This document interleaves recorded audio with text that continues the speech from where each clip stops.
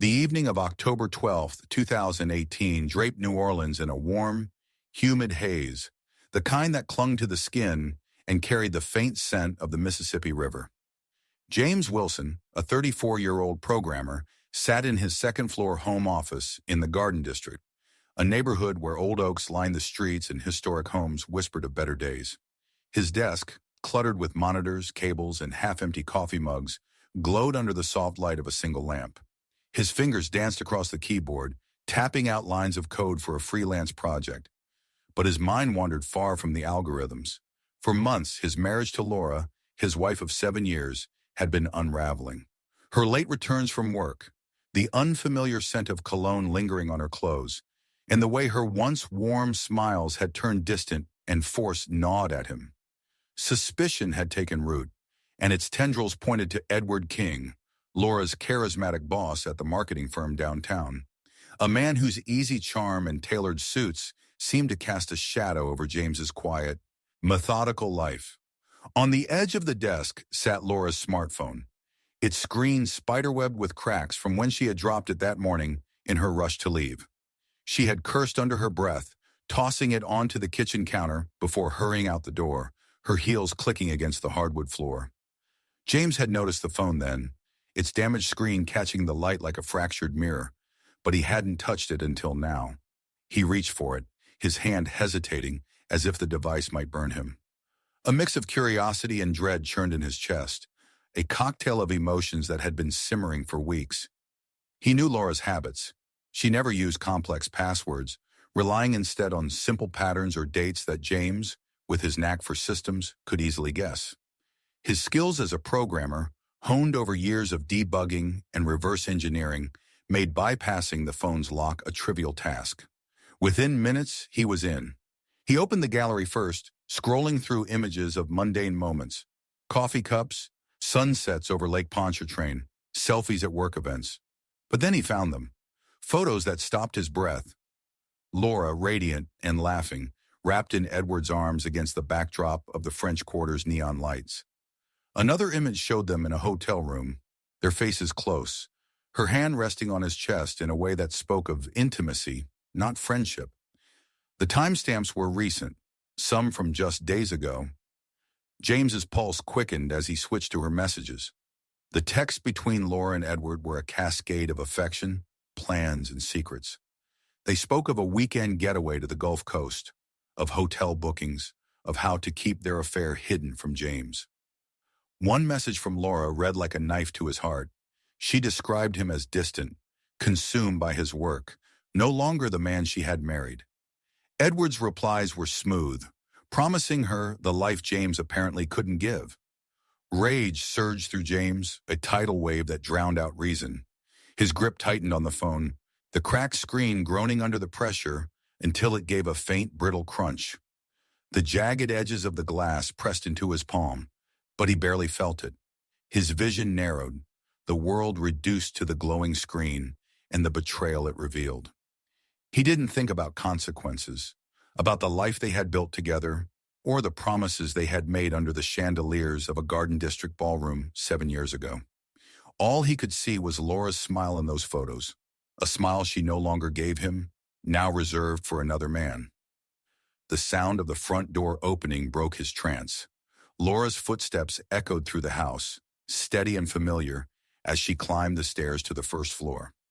James stood, the phone still clutched in his hand, and moved to the living room. The space was dimly lit, the glow from a single floor lamp casting long shadows across the hardwood. Laura appeared in the doorway, her coat still on, her purse slung over her shoulder. She paused, her eyes catching the phone in his hand, then meeting his gaze. His face, usually composed and reserved, was a mask of fury, his dark eyes burning with a fire she had never seen before. The air between them thickened, heavy with unspoken accusations. No words passed between them, no explanations, no apologies. James's voice rose in a raw, guttural cry, a sound that seemed to come from somewhere deep and primal. His fist lashed out, a reflex born of pain and betrayal, striking her with a force that sent her stumbling. She fell, her body crumpling onto the patterned rug, her head striking the edge of the coffee table with a dull thud. Silence followed, thick and suffocating, broken only by James's ragged breathing. He stood over her, the phone slipping from his hand to land beside her motionless form. Her eyes were open, staring blankly at the ceiling, her chest still. James's hands trembled as he knelt beside her, his mind racing to comprehend what he had done. He touched her face, her skin still warm, but there was no response. The reality of it crashed over him like a wave, cold and merciless. He had crossed a line, one from which there was no return. He looked at his hands, expecting to see blood, but they were clean, though they felt stained in a way that no amount of washing could erase. The cracked screen of the phone lay inches from Laura's hand, its fractured surface reflecting the dim light like a shattered piece of their life together. The night had swallowed the Garden District whole, cloaking James Wilson's home in a darkness that felt heavier than the humid air of New Orleans. The silence in the house was oppressive, broken only by the faint hum of the refrigerator and the distant wail of a siren somewhere in the city. James stood in the living room, staring at Laura's body, still sprawled on the rug where she had fallen. Her lifeless form seemed to anchor him to the moment, but his mind churned with a singular, burning purpose. Edward King, the man who had stolen his wife's affection, had to pay. The weight of what he had done to Laura pressed against his chest, but it was the image of Edward's face, smirking, confident, untouchable, that fueled his resolve. He couldn't stay here, not with her body lying there, a silent accusation of his failure. James moved with a mechanical precision, as if his body operated on instinct while his mind drowned in chaos. He knelt beside Laura, his hands trembling as he reached for the edges of the old rug beneath her. It was a faded Persian pattern, a wedding gift from her mother, its once vibrant reds and blues now dulled by years of use. He wrapped it around her, folding the fabric carefully to cover her face, her arms, her legs until she was nothing more than a shapeless bundle. The act felt surreal, like something from a dream he could still wake from, but the weight of her body as he lifted it grounded him in the grim reality. He carried her through the back door to the garage, her form heavy and unyielding in his arms. The garage smelled of motor oil and dust, its concrete floor cold under his shoes. He opened the trunk of his sedan, a black Toyota he'd bought used 2 years ago, and placed the bundle inside, arranging it to fit alongside a spare tire and a forgotten gym bag. The trunk closed with a soft thud, sealing Laura away from the world. In the corner of the garage, propped against a shelf cluttered with tools and paint cans, stood a beige baseball bat. It was aluminum, scuffed and dented from his college days when he played shortstop for a local team. He hadn't touched it in years, but now it called to him, its metallic surface glinting faintly in the dim light. He picked it up, the cold metal biting into his palms, its weight familiar yet foreign, like a relic from a life that no longer belonged to him. He turned it over in his hands, feeling the ridges of the grip, the slight scratches from games long past. This was no longer a piece of sports equipment. It was an instrument of retribution. He climbed into the driver's seat, the bat resting across his lap, and started the engine. The hum of the car was a low, steady pulse that matched the rhythm of his racing heart. James knew where to find Edward. Laura had once mentioned in a casual aside that now burned in his memory that her boss often stayed late at the office on Fridays, finalizing campaigns or meeting with clients. The marketing firm's office was on Canal Street in the heart of the city's business district, where glass towers reflected the neon glow of the French Quarter. James drove through the streets, the city blurring past in streaks of light and shadow. He parked a block away from the office, in the shadow of a closed bookstore, where the street lamp's glow barely reached.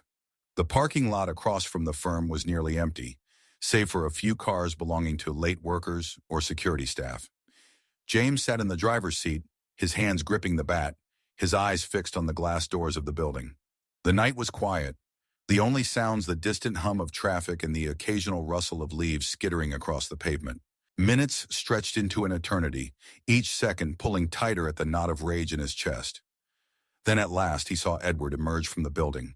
The man's silhouette was unmistakable, tall, broad-shouldered, moving with the easy confidence of someone who owned every room he entered. He was alone, his briefcase swinging lightly at his side as he crossed the lot toward a sleek, silver BMW parked under a flickering street lamp. James's breath caught, his grip on the bat tightening until his knuckles ached. He slipped out of the car, the door closing with a soft click, and moved swiftly across the street, keeping to the shadows. The bat hung at his side, its weight a steady reminder of his intent. Edward didn't notice him at first. He was fumbling with his keys, his attention on the car, when James closed the distance. The first swing was clumsy, driven by raw emotion rather than precision, catching Edward's shoulder with a dull thud.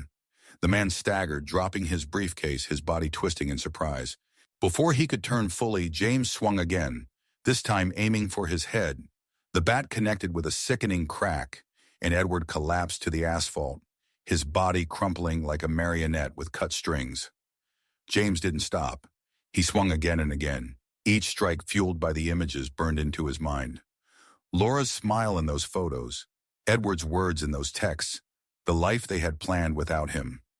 Blood speckled the pavement, dark and glistening under the street lamp. But James didn't see it.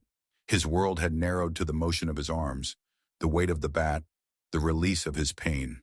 When he finally stopped, his chest heaving, Edward lay motionless, his face unrecognizable. The bat hung heavy in James's hands, slick with sweat and flecked with blood. He stood there for a moment, the reality of what he had done crashing over him like a wave. The parking lot was silent, the city indifferent to the violence that had just unfolded. James turned and walked back to his car, his steps unsteady, the bat dangling at his side. He tossed it into the trunk, where it landed beside the rug-wrapped bundle with a muted clank. Sliding into the driver's seat, he started the engine and drove away, the lights of Canal Street fading in his rearview mirror.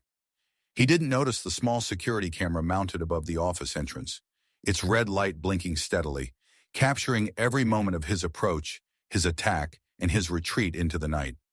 James Wilson drove through the inky darkness, the headlights of his sedan cutting narrow beams across the winding roads that led out of New Orleans. The city's vibrant pulse faded behind him, replaced by the eerie stillness of the bayou country, where cypress trees loomed like sentinels and the air grew thick with the scent of decay. The swamps surrounding the city were a labyrinth of waterways and marshlands, a place where secrets could vanish beneath a murky surface, swallowed by the relentless pull of nature. His hands gripped the steering wheel, knuckles pale as the weight of the night's events pressed against him. The trunk of his car held two burdens now, the rug-wrapped body of his wife, Laura, and the blood-streaked baseball bat that had ended Edward King's life. His mind was a storm of fragmented images, Laura's lifeless eyes, Edward's crumpled form. But one thought anchored him. He had to erase the evidence, to bury his sins where no one would find them. He turned onto a narrow, unpaved road, the tires crunching against gravel and mud. The path led to an abandoned stretch of swamp, a place he'd heard about years ago during a fishing trip with colleagues, where construction plans had stalled and left the land to the mercy of the wild. The road ended abruptly, and James pulled over, the car's engine ticking as it cooled. He stepped out, his shoes sinking into the soft earth, the air heavy with the sour tang of stagnant water and rotting vegetation.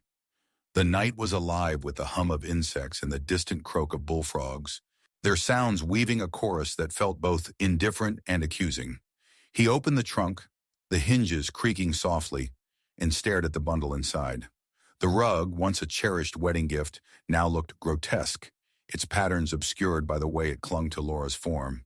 He reached in, his fingers brushing the coarse fabric, and pulled it out, the weight heavier than he remembered. Dragging it across the ground, he moved toward the water's edge, where dense reeds and cattails formed a natural curtain. The swamp's edge was a quagmire, the ground sucking at his shoes with every step. Mud oozed around his ankles, cold and slick, as he waded into the shallows, the rug trailing behind him like a grim tether. The water was black, reflecting only slivers of moonlight that broke through the canopy of twisted branches overhead. He pushed forward, the reeds parting reluctantly, their sharp edges scraping against his arms. The smell of decay grew stronger, clogging his throat, but he pressed on until the water reached his knees.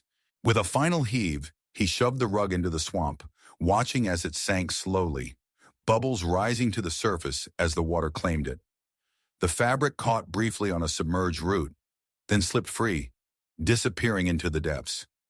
James stood there, chest heaving, staring at the ripples until they stilled, as if the swamp had swallowed not just the rug, but the truth of what he had done. He trudged back to the car, his clothes damp and heavy with mud, his hands trembling as he climbed inside.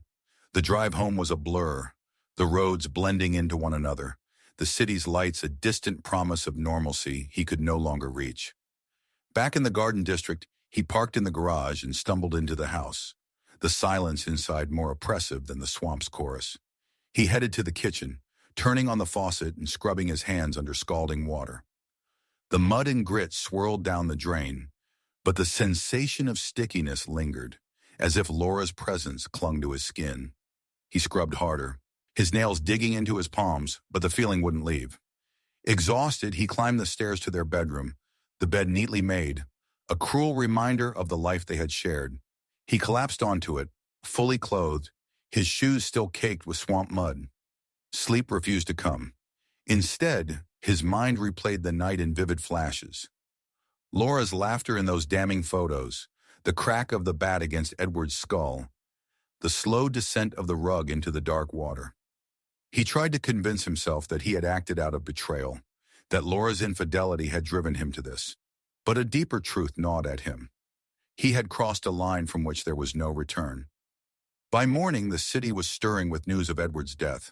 The police had already descended on the Canal Street parking lot, where a janitor had discovered the body at dawn.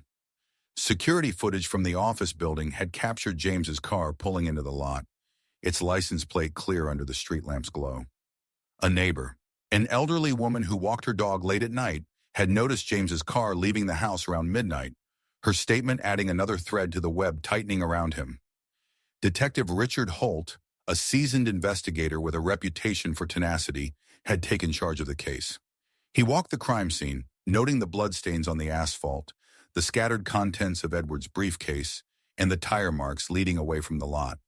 Holt requested the full security footage, and within hours he had a grainy image of James's face, caught as he stepped into the light before the attack.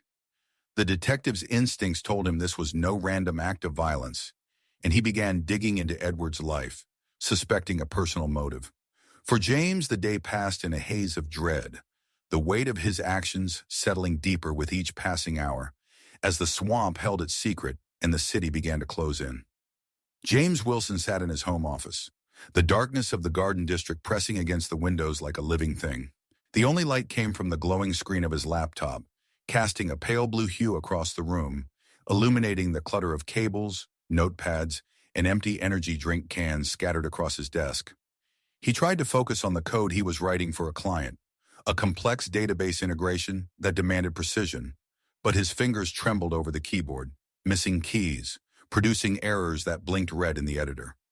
His mind was elsewhere, trapped in the swamp's murky depths, in the blood-streaked pavement of the Canal Street parking lot, in the lifeless stare of Laura's eyes.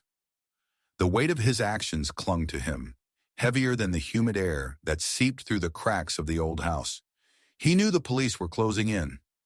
That morning, as he sipped coffee by the kitchen window, he had noticed an unmarked sedan parked across the street, its tinted windows hiding watchful eyes. The sight had sent a jolt of panic through him, though he tried to dismiss it as paranoia. Detective Richard Holt had already begun unraveling the threads of James's life.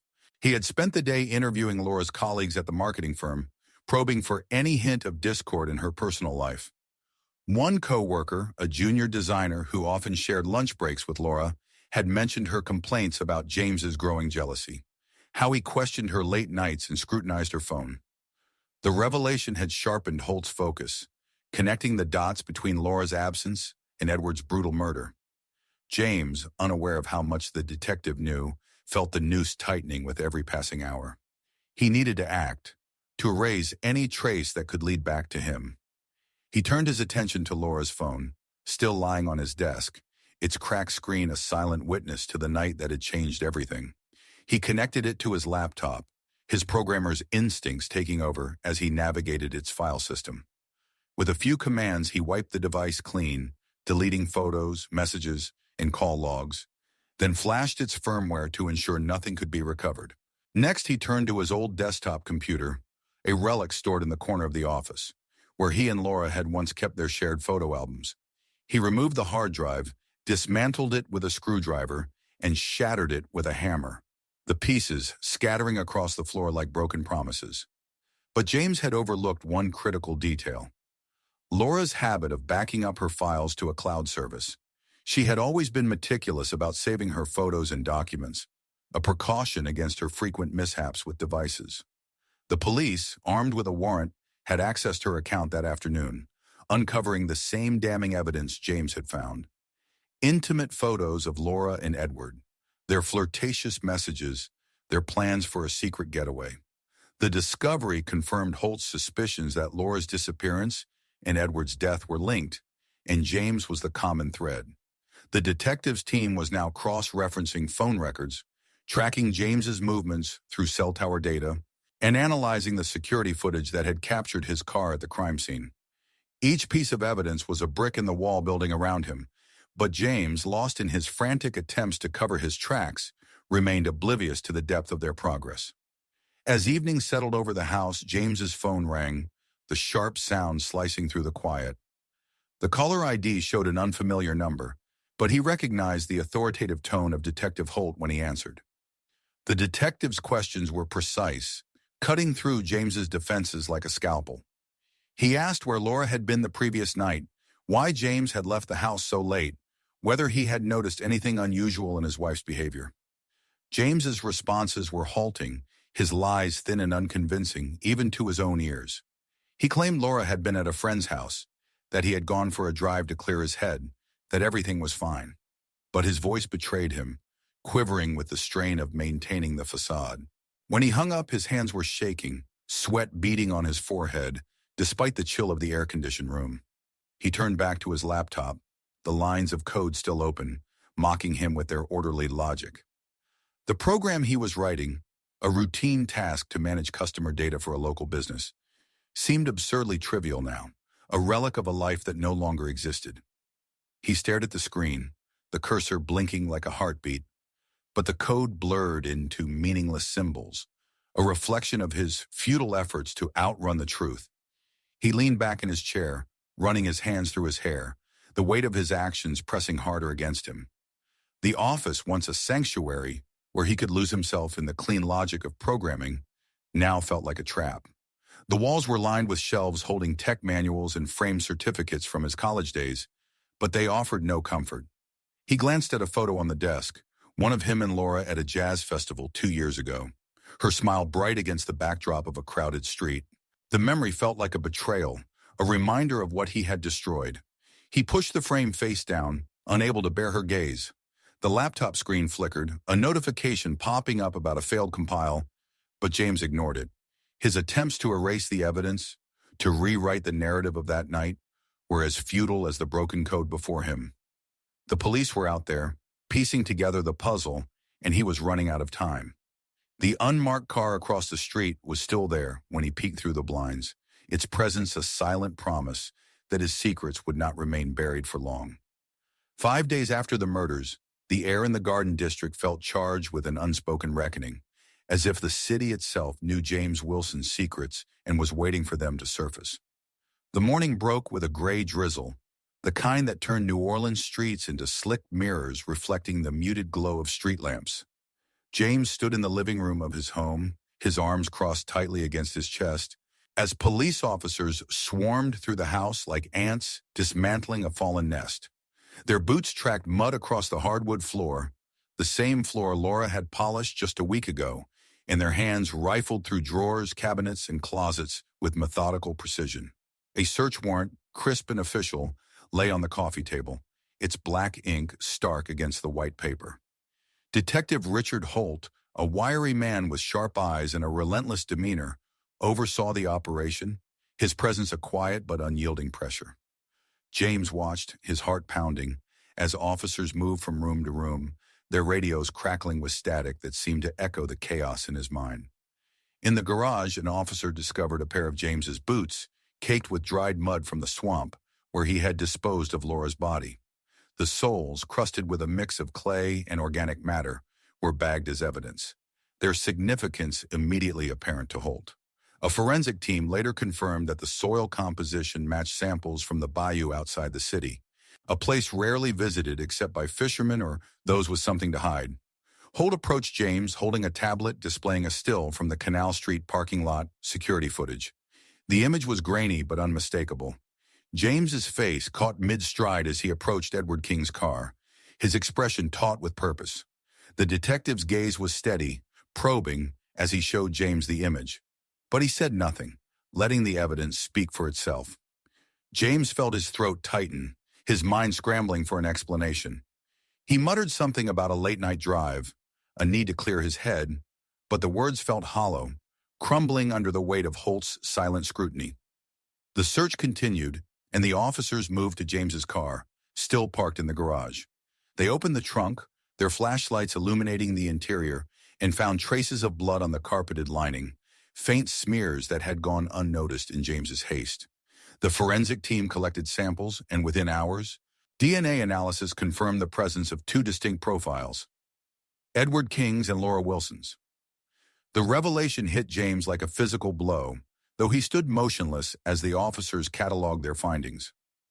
Holt summoned him to the police station for questioning, and James followed, his body moving as if on autopilot. In the interrogation room, a stark space with gray walls and a single metal table, Holt laid out the evidence with clinical precision. The security footage, the soil on the boots, the blood in the trunk. James denied everything, his voice steady but his hands betraying him, clenching and unclenching under the table. He claimed ignorance of Laura's whereabouts, insisted the blood in the car was from a minor accident. But each denial felt like a stone sinking in deep water, pulling him further into the truth he could not escape. The walls of the room seemed to close in, the fluorescent lights buzzing overhead like a swarm of insects. Released on his own recognizance, pending further investigation, James returned home as dust settled over the city, the sky bruised with purple clouds. The house felt emptier than ever, its silence a mockery of the life he had once shared with Laura. He wandered to the front door, checking the mailbox out of habit, and froze when he found a folded piece of paper tucked inside. The note was written in a sharp, unfamiliar scrawl. "I know what you did." The words sent a chill through him, colder than the swamp's muddy waters. He turned the paper over, searching for a signature, a clue, but found nothing. His mind raced, conjuring images of Laura's colleagues, Edward's friends, or even a stranger who had seen something that night. Had someone followed him to the swamp? Watched him in the parking lot? The note felt like a physical weight in his hand, a tangible extension of the guilt that had been gnawing at him since the moment he struck Laura. James retreated to the living room, sinking onto the couch where he and Laura had once watched movies on lazy Sunday afternoons. The note lay on the coffee table, its presence an accusation he couldn't ignore. He tried to rationalize it. Perhaps it was a prank, a neighbor's misunderstanding, but the fear took root, spreading like the roots of the cypress trees in the bayou. He paced the room, his eyes darting to the windows, half expecting to see a figure watching from the shadows. The unmarked sedan was no longer parked across the street, but the sense of being watched lingered, as persistent as the mud that had clung to his boots. He thought of Laura's co-workers, the ones who had seen her with Edward, the ones who might have suspected her unhappiness. He thought of Edward's friends, men and women who admired his charm and might now seek justice for his death. The note suggested someone knew more than the police, someone who could unravel the fragile web of lies he had spun. James sat down, his hands trembling, the note staring back at him like an eye that saw everything, and he realized that his attempts to outrun his actions were crumbling, just like the mud that had betrayed him in the garage. A week after the murders, James Wilson sat alone in the hollow shell of his home in the Garden District, the silence around him as thick and oppressive as the humid New Orleans air. The police had stripped the house bare, confiscating his laptop, phone, and car for forensic analysis, leaving behind a space that felt more like a tomb than a home. Every surface seemed to echo with absence. The kitchen counter where Laura used to leave her coffee mug, the hallway where her laughter once bounced off the walls, the bedroom where they had shared dreams now reduced to a sterile void. James knew his arrest was inevitable, a truth that hung over him like the storm clouds that had gathered over the city, heavy with the promise of rain. Detective Richard Holt had called earlier that day, his voice clipped and professional, to inform James that fishermen had discovered a rug in the swamp, its faded Persian patterns concealing Laura's body. A torrential downpour had dislodged it from the murky depths, exposing what James had hoped to bury forever. The DNA evidence, the mud on his boots, the blood in his car, and the damning security footage from Canal Street had coalesced into an unbreakable chain, each link pointing directly to him. James sat in the living room, his body slumped on the couch, staring at the empty space on the mantel where a framed photograph of him and Laura once stood. The picture, taken during a summer festival in the French Quarter, had captured them mid-laugh, their faces lit by the glow of streetlights and possibility. He could still see it in his mind. Laura's head tilted back, her eyes crinkled with joy, his arm around her as if nothing could pull them apart. Those early years flooded back in vivid detail. The way they had danced at their wedding, her white dress swirling under the chandeliers, the quiet evenings when she laughed at his corny programming jokes, the nights they lay awake, whispering about the children they hoped to have, the house they would fill with love. But those memories were tainted now, overshadowed by the arguments that grew sharper with time, the mistrust that crept in like damp rot, and Laura's late-night returns, her excuses thin and her eyes averted. James realized with a clarity that cut like glass that his love had twisted into obsession, his jealousy into a rage that had consumed everything he once held dear. He rose from the couch, his movements slow and deliberate, and crossed to the small writing desk in the corner of the room. From a drawer, he pulled a single sheet of paper and a pen, their simplicity a stark contrast to the chaos of his thoughts. He sat down, the chair creaking under his weight, and began to write. The words came haltingly at first, each one a confession not meant for the police but for himself, a reckoning with the truth he could no longer deny. He described finding the photos on Laura's phone, the intimate images of her with Edward King that had shattered his world. He wrote of the rage that had overtaken him, how his hands had moved without thought, striking Laura until she lay still. He detailed the night in the parking lot, the baseball bat's cold weight, the sound of it meeting Edward's body, and the swamp where he had tried to erase his sins. The pen scratched across the paper, the ink bleeding slightly where his hand pressed too hard. As he poured out the pain of betrayal, the guilt of his actions, and the emptiness that now defined him. The letter was not a plea for forgiveness. He knew he deserved none, but a mirror held up to his soul, forcing him to face the man he had become. When he finished, James set the pen down and folded the paper, placing it on the coffee table where it lay like a silent witness. The house felt suffocating, its walls closing in with every breath. He stood, grabbed his jacket, and walked out into the night, the door clicking shut behind him. The streets of the Garden District were quiet, the air heavy with the scent of rain-soaked jasmine. He wandered aimlessly, his feet carrying him toward the Mississippi River, where the city's pulse seemed to slow. He ended up at a small cafe on the riverfront, its windows fogged with condensation, the hum of conversation a distant murmur. He ordered a coffee, black and bitter, and sat by the window staring at the river's dark surface as it reflected the city's lights. The water moved steadily, indifferent to the turmoil within him, a reminder of the swamp that had failed to keep his secret. The next morning, the police returned to the house for another search, their movements routine but relentless. They found the letter on the coffee table, its words a stark confession that sealed James's fate. By noon, they tracked him to the cafe where he still sat, the coffee long gone cold. Detective Holt approached, his face impassive as he read James's rights, the words a formality James barely registered. He offered no resistance, his body limp as officers led him to the patrol car, the cuffs cold against his wrists. The city blurred past as they drove to the station, its vibrant chaos a stark contrast to the void within him. In the holding cell, James lay on the narrow cot, staring at the cracked ceiling, its fissures like the fractures in his life. Laura's face haunted him, Not the lifeless one from that night, but the one from their early days, laughing, alive, untarnished by his betrayal. He didn't pray for absolution, knowing it was beyond his reach, but her image, vivid, fleeting, became the only anchor keeping him from sinking completely into the emptiness that now defined his existence.